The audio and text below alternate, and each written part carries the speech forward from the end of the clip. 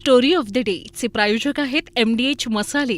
MDH ने जेवण दरवेळी मजेदार. आरोग्य न्यूट्रिशन मिळे, बॉडी किती स्ट्रॉंग बने, कमी खाऊन पोट भरे, डायजेशनला नाही धोका. MDH सोया टीम अस्सल प्रोटीन. MDH. नेपाळमध्ये पुराचं थैमान, जलविद्युत प्रकल्प वाहनं वाहून गेली. पुरात आतापर्यंत 8 जणांचा मृत्यू. नेपाळमध्ये महाप्रलय, 105 भारतीय बेपत्ता झाल्याची माहिती, तर 400 भाविकांशीही संपर्क तुटल्याचं समोर. ग्लेशियर फुटल्यामुळे नेपाळमध्ये पावसाचा हाहाकार. अन्न आणि औषध प्रशासनानं घेतलेल्या औषध निरीक्षक गट ब पदाची भरती प्रक्रिया रद्द. गैरप्रकार झाल्याचा आरोप आणि पुरावे समोर. प्रकरणात एकूण 6 जणांना अटक. पुण्यानंतर आता नागपुरात राहुल गांधींचा छात्रों की गूंज कार्यक्रम होणार. पुढच्या महिन्यात नागपुरात छात्रों की गूंज कार्यक्रम. पटोलेंची माहिती. औषध निरीक्षक भरतीचा पेपर रद्द झाल्यानंतर विरोधक आक्रमक. सरकारमधील लोकांकडूनच गोंधळ. विजय वडेट्टीवारांचा आरोप. परीक्षा नीट घेता येत नाही, ते वन नेशन वन इलेक्शन काय घेणार?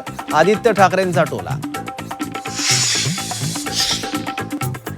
अमरावती रुग्णालय अग्नितांडव प्रकरणी मोठी अपडेट. रुग्णालयाला व्हेंटिलेटर पुरवणाऱ्या कंपनीवरच संशय.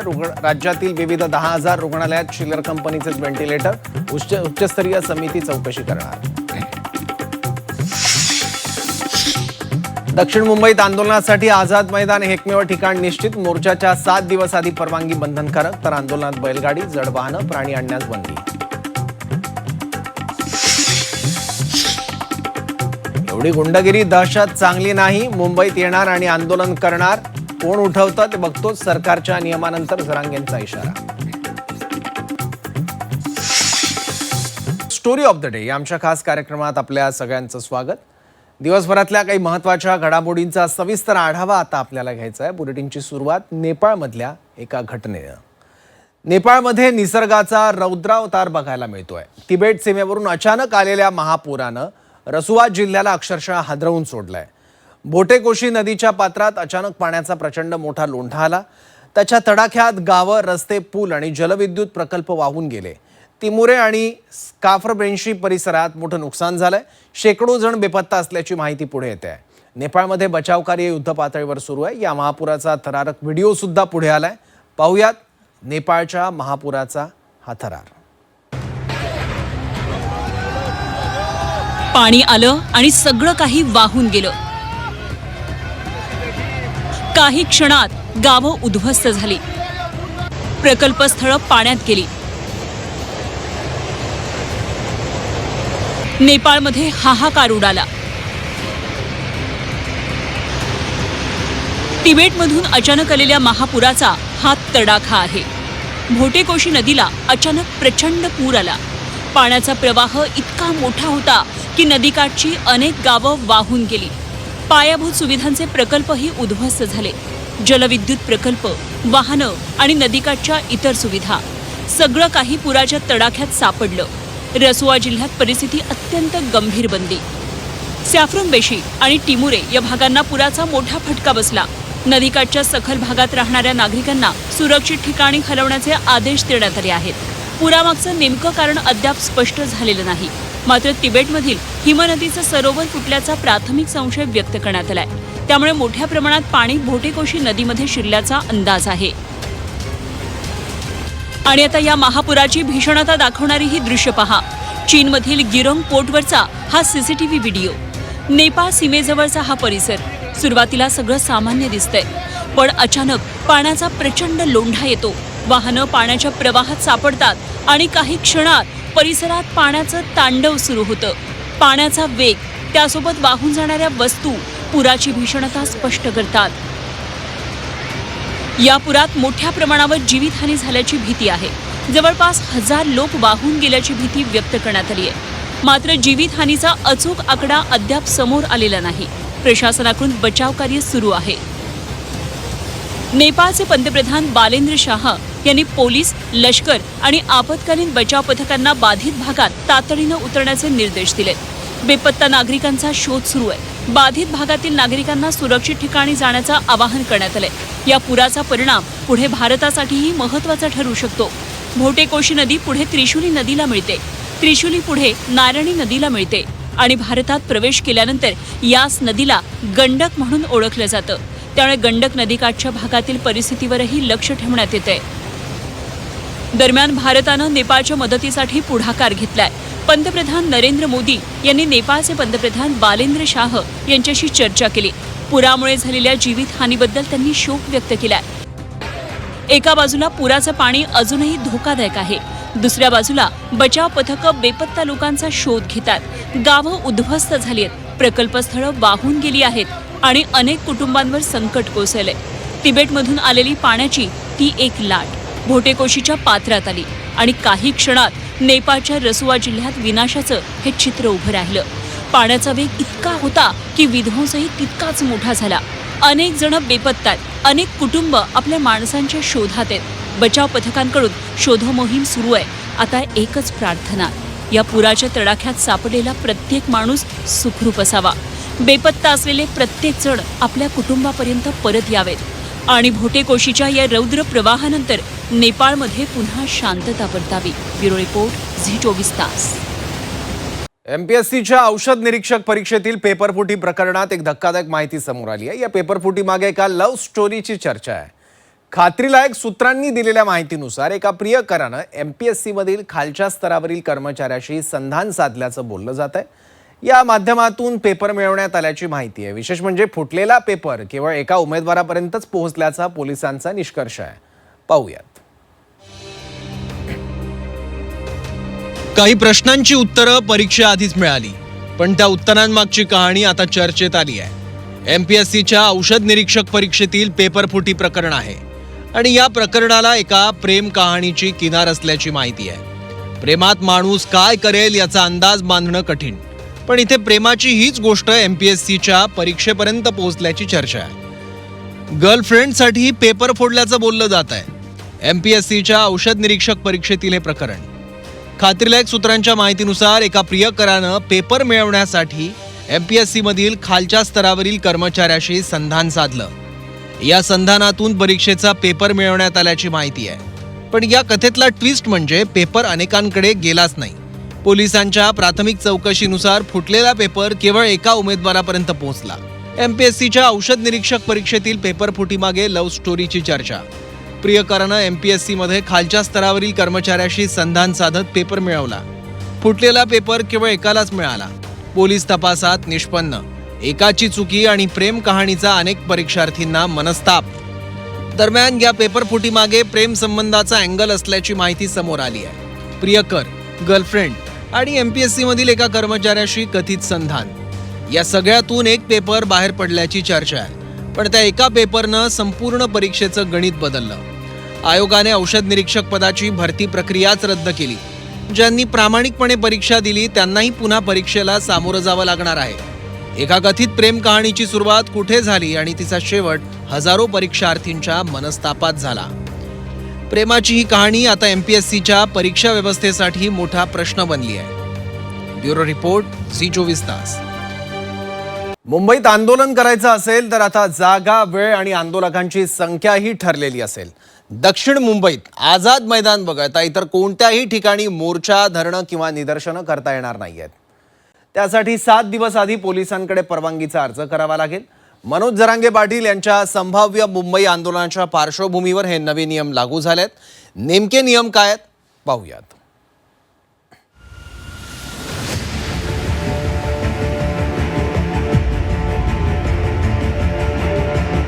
दक्षिण मुंबईत आंदोलनाचा आवाज आता आझाद मैदानाच्या हद्दीतच घुमणार.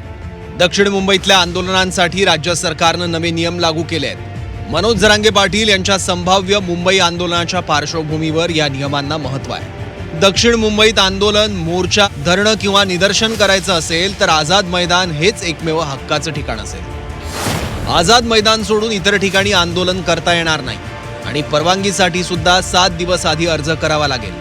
आंदोलनासाठी आधी अर्ज करणाऱ्याला प्राधान्य दिलं जाईल. एका वेळी फक्त एका दिवसाची परवानगी मिळेल. शासकीय कामकाजाच्या दिवशीच आंदोलन करता येईल. सुट्टीच्या दिवशी परवानगी दिली जाणार नाही. अधिवेशन असेल, व्हीव्हीआयपी किंवा व्हीआयपी दौरा असेल किंवा सुरक्षेचा प्रश्न असेल तर परवानगी नाकारण्याचा अधिकारही प्रशासनाकडे असेल. आंदोलनाच्या वेळेवर सुद्धा बंधनं असतील. सकाळी 9 ते सायंकाळी 6 वाजेपर्यंतच आंदोलन करता येईल. 6 वाजल्यानंतर आझाद मैदान पूर्ण रिकामं करावं लागेल. मैदानात एकाच वेळी जास्तीत जास्त 5,000 आंदोलकच राहू शकतील. मोर्चा काढता येणार नाही. बेमुदत ठिय्या आंदोलनालाही परवानगी नसेल. दरम्यान आंदोलनात येताना अनेक गोष्टी आणण्यावर सुद्धा बंदी घालण्यात आली आहे. आंदोलनासाठी येताना ट्रॅक्टर, ट्रॉली, बैलगाडी किंवा जड वाहनं आणता येणार नाही. सायकल, रिक्षा आणि हातगाड्यांनाही बंदी असेल. मैदानात प्राणी आणण्यास सुद्धा परवानगी नसेल. तंबू किंवा मंडप उभारता येणार नाही. लाठ्या, तलवारी आणि भाले बाळगण्यास मनाई असेल. आत्मदहन आणि आमरण उपोषणालाही बंदी असेल. पुतळे, कागदपत्र किंवा पुस्तकं जाळता येणार नाहीत. या सगळ्या अटी आहेत. रस्ते आणि फुटपाथ अडवण्यास सुद्धा मनाई करण्यात आली आहे. ध्वनिक्षेपकासाठी पोलिसांची विशेष परवानगी घ्यावी लागेल. झेंडा किंवा बॅनर सुद्धा नियमांच्या चौकटीतच ठेवावा लागेल. 9 फूट बाय 6 फुटांपेक्षा मोठा झेंडा किंवा बॅनर चालणार नाही. तर झेंड्याची काठी 2 फुटांपेक्षा मोठी नसावी. भडकाऊ भाषण करणाऱ्यांवर कारवाई केली जाणार आहे.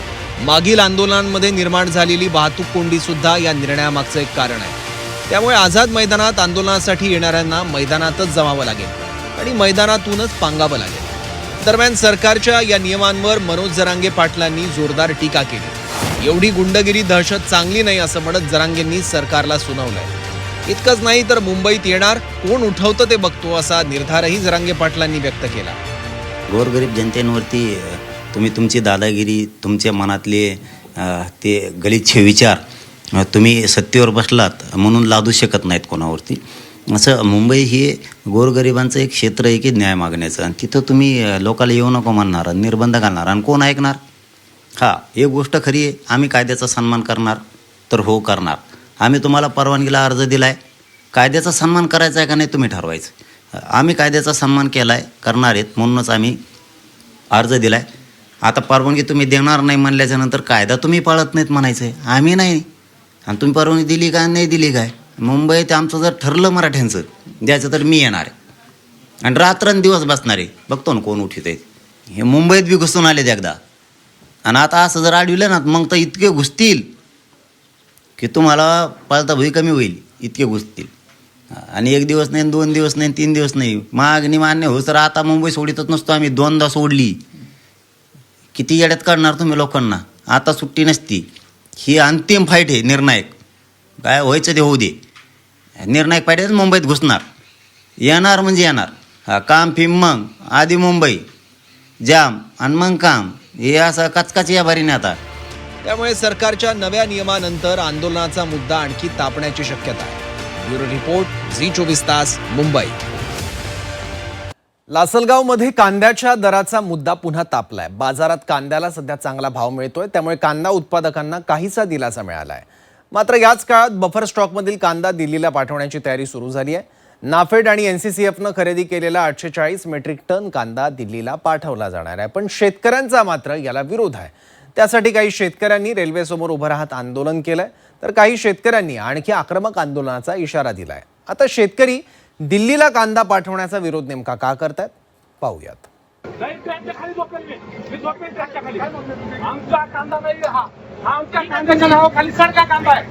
ही दृश्य आहेत नाशिक जिल्ह्यातल्या लासलगाव मधली. दिल्लीला कांदा नेणारी मालगाडी शेतकऱ्यांनी अडवली आहे. आणि हा सारखा कांदा दिल्लीला पोहोचल्यावर आमच्या घरच्या कांद्याचा रेट 2 रुपये सुद्धा नाही राहणार, कारण हा कांदा मार्केटमध्ये 30 रुपयाने विकणार हे लोक. आणि दर 5 वर्षापासून हे चाललेले 5 वर्षापासून.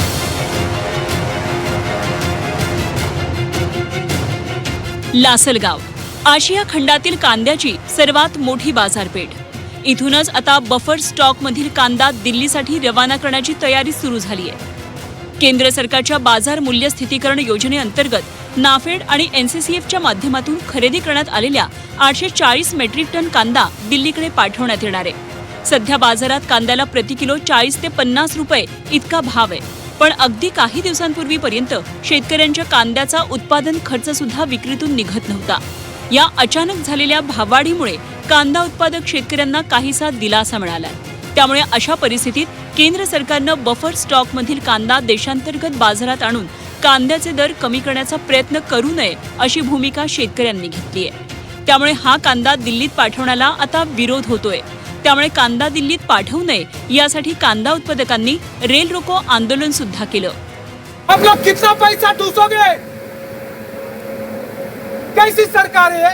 अरे किसानों के लिए आपके पास कुछ नहीं है और इन सड़े हुए प्याज के लिए आपके पास ट्रेन है और उसे कांदा एक्सप्रेस बोलते हो आप। कहाँ गए अफसर? पुलिस को बुलाते हैं क्या? फांसी पे लगाओगे क्या?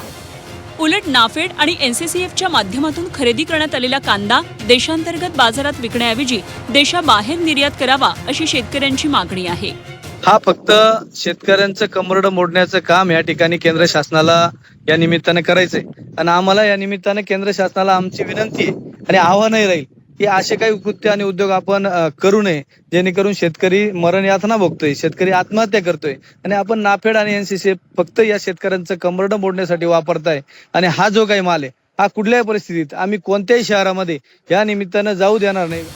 गेले अनेक महिने कांद्याची कवडीमोल दरात शेतकऱ्यांना विक्री करावी लागत होती. अनेक शेतकऱ्यांवर कष्टानं पिकवलेला कांदा फेकून देण्याची सुद्धा वेळ आली होती. आता बऱ्याच दिवसांनी कांद्याला अच्छे दिन आलेत. पण कांद्याला चांगला भाव मिळाला की केंद्र सरकार लगेच हस्तक्षेप करून भाव कमी करण्याचा प्रयत्न करतं असा आरोप शेतकऱ्यांनी केलाय. बाजारात साखर आणि खाद्यतेलासह अनेक जीवनावश्यक वस्तूंचे दर वाढलेले असताना सरकार केवळ कांद्याच्या वाढलेल्या दरावरच हस्तक्षेप का करतं असा सवालही शेतकऱ्यांनी केलाय. आज जर आपण बघितलं तर 5-6 महिने उलटून गेलेले आहे. आम्ही तो कांदा साठवून ठेवलेला आहे, त्याची योग्य निगा राखतोय. त्याला आता योग्य दर मिळायला लागला तर लगेच नाफेडने त्यांनी बफरमध्ये स्टॉक केलेला जो काही कांदा आहे तो बाहेर दिल्ली आणि गुवाहाटीतील शेतकऱ्यांना ग्राहकांना खुश करण्यासाठी हा ते कांदा पाठवताय. मग सरकारला विनंती करतो की तुम्ही 1-2 महिने झाले नाही 15 दिवसात त्या ग्राहकांना खुश करण्यासाठी दर पाडण्याचं षडयंत्र करताय. गेल्या 5-6 वर्षापासून आम्ही 7-8-9 रुपये किलोवरून कांदा विकतोय. आम्ही वारंवार तुमच्याकडे मागणी केली की आमच्या कांद्याला योग्य दर मिळून द्या. त्यावेळी तुम्ही कुठलीही उपाययोजना केली नाही. मग आज एवढी तातडी का? तर शासन ज्या वेळेस कांद्याचे बाजार वाढले थोड्याफार प्रमाणात तर तात्काळ कारवाई करतं, परंतु ज्या वेळेस कवडीमोल बाजारभावाने शेतकरी आपला कांदा विकतो त्यावेळेस कुठंही शासनाचं लक्ष नसतं. तर शासनाने ज्या वेळेस कांदे कवडीमोल बाजारभावाने विकतात त्यावेळेस देखील शेतकऱ्यांना अनुदान देण्याची गरज आहे. तेव्हाच कुठंतरी शेतकऱ्यांना दिलासा मिळेल. एकीकडे दिल्लीसाठी कांदा पाठवण्याची तयारी तर दुसरीकडे कांद्याचे भाव पाडू नका म्हणून शेतकऱ्यांचं रेल रोको आंदोलन. त्यामुळे कांद्याच्या बाजारभावाचा मुद्दा पुन्हा एकदा ऐरणीवर आलाय. आता सरकार यातून कसा तोडगा काढतं हे पाहावं लागेल. कारण सरकारला कांद्याचे दर सुद्धा नियंत्रणात ठेवायचे आहेत आणि त्यासोबतच शेतकऱ्यांनाही नाराज करून चालणार नाहीये. सध्याचा बाजारभाव हा उत्पादन खर्च भरून काहीसा नफा देणारा असल्यामुळे केंद्र सरकारने नाफेड NCCFच्या माध्यमातून खरेदी केलेला बफर स्टॉकचा कांदा आणून बाजारभाव पाडण्यासाठी प्रयत्न करू नये अशी मागणी शेतकऱ्यांनी केली आहे. यासाठी रेल रोको आंदोलन करून शेतकऱ्यांनी आपली ताकद देखील दाखवून दिली. या कांद्याच्या महत्वाच्या प्रश्नावर केंद्र सरकारची आता पुढील भूमिका काय असणार याकडे कांदा उत्पादक शेतकऱ्यांसह देशातील नागरिकांचं लक्ष लागलेलं आहे. Sudarshan Khilare, Zee media, Lasalgaon, Nashik. Bollywood अभिनेत्री कृती सेननच्या एका सणासुदीच्या जाहिरातीवरून सध्या सोशल मीडियावर मोठा वाद पेटलाय. कपड्यांच्या निवडीवरून भाजप खासदार कंगना रनौतने कृतीवर सडकून टीका केली, ज्याला कृतीनेही रोखठोक प्रत्युत्तर दिलं. या वादानंतर संबंधित ब्रँडनेही माफी मागत जाहिरात मागे घेतली आहे. तर दुसरीकडे काँग्रेस नेते राहुल गांधी यांनी कृतीच्या बाजूने उभं राहत ट्रोलर्सना ठणकावलंय. पाहूयात यावरचा विशेष रिपोर्ट.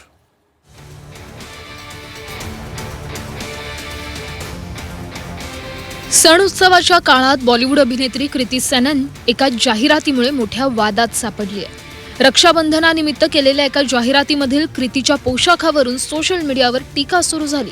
भाजप खासदार आणि अभिनेत्री कंगना रनौतनं या कपड्यांवरून कृतीवर थेट निशाणा साधलाय. आजच्या स्त्रियांकडे वॉर्डरोबमध्ये विविध पर्यायांचे कपडे उपलब्ध आहेत. इतके पर्याय असतानाही बिकिनी किंवा अंतर्वस्त्र घालून भावाला राखी का बांधायची? कृतीची ही जाहिरात मुद्दामून विचित्र आणि अस्वस्थ करणारी आहे. कंगनाच्या या टीकेनंतर कृती सेननने सोशल मीडियावरून मौन सोडलंय आणि नाव न घेता कंगनाला आणि ट्रोलर्सना खडे बोल सुनावले. सणांचे खरं सौंदर्य हे कपड्यांमध्ये नाही तर परंपरांमधील भावना आणि विचारांमध्ये असतं. मी आणि माझी बहीण एकमेकींना राखी बांधतो. भावाप्रमाणे आम्ही एकमेकींचं रक्षण करतो. आमच्यासाठी ही प्रार्थना आणि वचन आमच्या कुत्र्यांनाही लागू होतं, कारण ते कुटुंबाचाच भाग आहेत. आपण स्त्रियांना त्यांनी काय घालावं हे सांगणं कधी थांबवणार आहोत?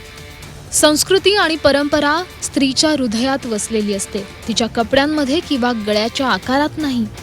हा वाद पेटल्यानंतर जीवा या ज्वेलरी ब्रँडनं तात्काळ कारवाई करत आपली बाजू स्पष्ट केली आहे आणि जाहिरात मागे घेण्याची घोषणा केली. एकीकडे टीका आणि माफीचा खेळ सुरू असताना या वादात आता राजकीय एंट्री झाली आहे. काँग्रेस नेते राहुल गांधी यांनी कृती सेनेंसाठी पाठिंब्यासाठी पोस्ट करत ट्रोलर्सचा समाचार घेतला.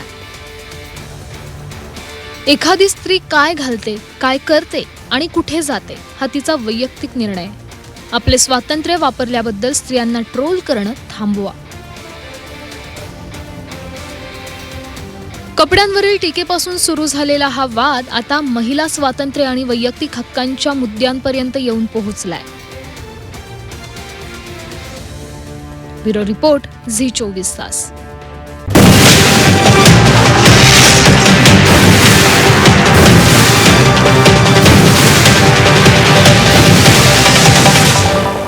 स्टोरी ऑफ द डे चे प्रायोजक आहेत MDH मसाले.